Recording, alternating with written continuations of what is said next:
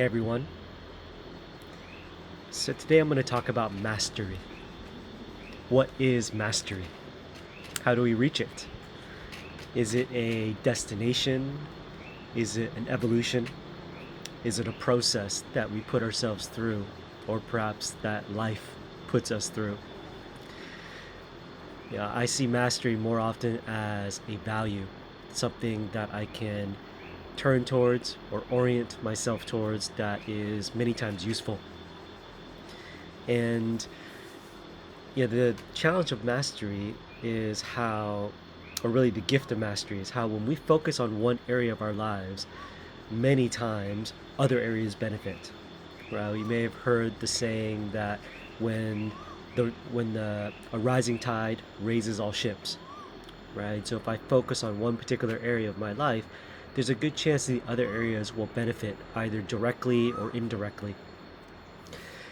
So, with regards to mastery, something that I'm going to share here are really two ideas that may seem a bit contradictory.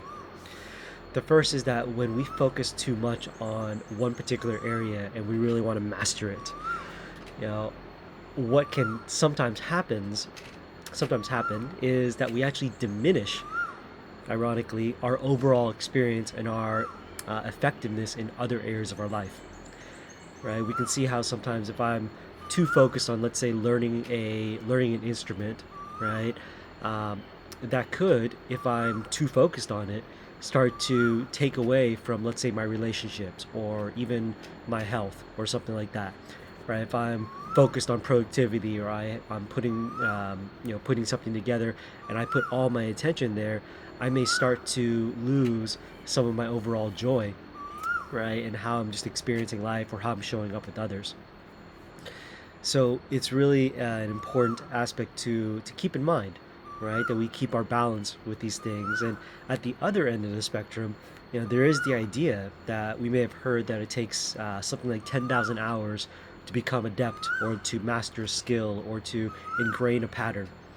And how there is seemingly something about the time, physical time, and space in terms of what we do and the actions we take and the amount of attention that we place into something. I see these two dynamics being very related to the idea of purpose, right? Is purpose something that I have, right? I have a purpose that I'm moving towards. Or is it the idea that as I am living my life, that I am purposeful, right? Full of purpose in the sense of it being an embodied experience. And really, what's more important or what's more useful to focus on? Ultimately, I think it's nuance and context is everything. So sometimes it is important to think of it as I have purpose, right? I have this purpose that I'm moving towards. And sometimes it's perhaps more useful to be purposeful in all my actions, right? And just my daily, how I pick up a pen, how I walk, how I breathe, how much purpose am I bringing into that, right? And awareness essentially. And really, this really comes down to the idea of attention, right? Where we place our attention, and how whatever we're doing and however we're showing up, perhaps as our best self or whatever that, however that shows up, if we infuse our actions and our intentions with something, whether that's the idea of really mastering something or becoming purposeful, we infuse our actions with something extra, whatever that may be, right? Perhaps even something ethereal or something, the intangible aspects of how we engage with the things that we do. And at the same time, that can be very ethereal, right? Almost it doesn't. It almost can lead us to this place where it becomes not useful to kind of have this kind of like, oh, I'm just being purposeful in my daily actions, right? And so the way I work with this as a concept to kind of bring this all around is really the idea of containers.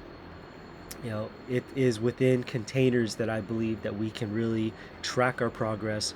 We can assess, we can see, okay, this was how I was at the beginning of this month, and this is how I was at the end of this month. And in some ways, whatever happens inside that container, right, we set the intention, we set our direction towards something, But really, whatever happens within that container is where the play and the presence and really the the magic that comes through and how we engage with life when we're in this space of creation, right? And again, what's really important, especially when it comes to working with this as men, is how the containers that we intentionally create for ourselves, and also what happens outside of those containers, right? The liminal spaces is really what we can work with, and how we can create these containers in as large a format or as small a format as we want, right? We can look at this as a day, perhaps an hour, a quarter, a year, but whatever it is that we're setting out, we are purposeful in creating these containers.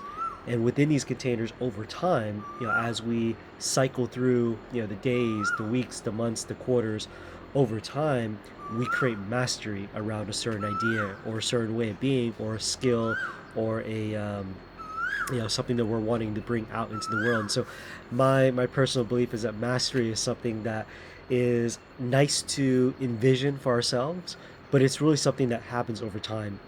And where we can increase our mastery is when we intentionally uh, give ourselves those moments of container and containment, to where we can look in and say, hey, here's how I've been for this since here's how I've been, and I see, for example, the equinox is coming up. How do I want to be in this next quarter, essentially? And so we can look at these in different ways. We can look at our life in these different ways, and we really start to master this process of purpose and mastery. So that's what we got here today. Hopefully that was useful. And again, these are somewhat intangible and tangible ways of looking at it, right? There is time, time and space, right? If I spend an hour playing an instrument, that is an hour that I am increasing my practice in these things. And at the same time, there's something to be said of the more intangible time and aspects of it that we can work with. So that's what we got here today. Hope that was useful.